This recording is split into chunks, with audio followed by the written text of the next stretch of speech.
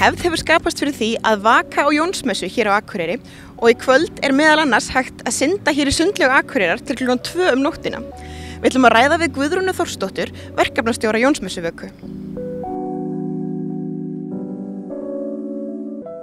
Jónsmessuvaka hófst á 12 á hádegi í dag og lýkur á morgun, föstudag, klukkan 12 á hádegi.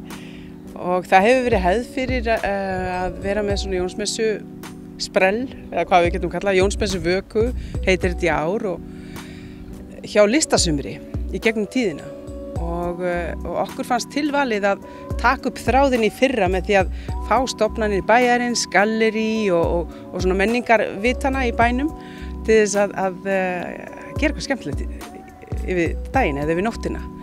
Og þannig að þetta hófst aftur í fyrra og í ár, ótrúlega margir sem taka þátt. Margir viðburðir, margar stofnanir sem bara ætla að gera sér glaðan dag og hafa opið lengur. Í sundlauginni opið til 2 í nótt og það verður trúbódor, ég held hann syndi nú ekkert mikið samt en hann mun spila og svona. Og skáldahúsin með dagskrár og í minjasafninu líka. Í listasafninu hægt að fá að gista yfir nóttina. Þannig að það verður nóg að gera hjá safnafólkinu okkar. Svo auðvitað alls konar fleira í boði og við erum bara að fagna gömlum sið. En það eru fjölmargir sem taka þátt í þessu? Já, algjörlega. Við vorum eins og með listigarðinn. Það tíðkaðist í gamla daga að baða sig upp úr dögginni og það getur vel verið að verða einhver í listigarðinum að baða sig í dögginni. Það kemur bara í ljós. Þetta núna gert annað árið í röð en upp á gamalli hefð. Hver eru framtíðarplönin hjá okkur?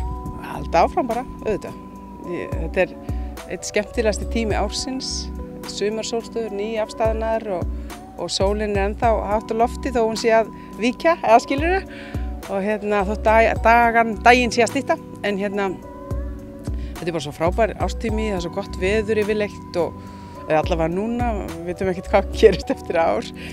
En já, við ætlum bara að halda þessu áfram, algjörlega. Það það mikil þáttaka og svo hefur, miðað við þáttökunni fyrra af fólki og svona, þá lofar það mjög góðu í ár. Þannig að fólk getur núna farið á söfn og í sundi á langt fram á nótt og bara alls konar sem fólk í bænum getur nýtt sér. Já, og upplýsingarnar, það hægt að nálgast þær núna á Visit Akureyri og hjá heimasíðu Akureyrarbæjar.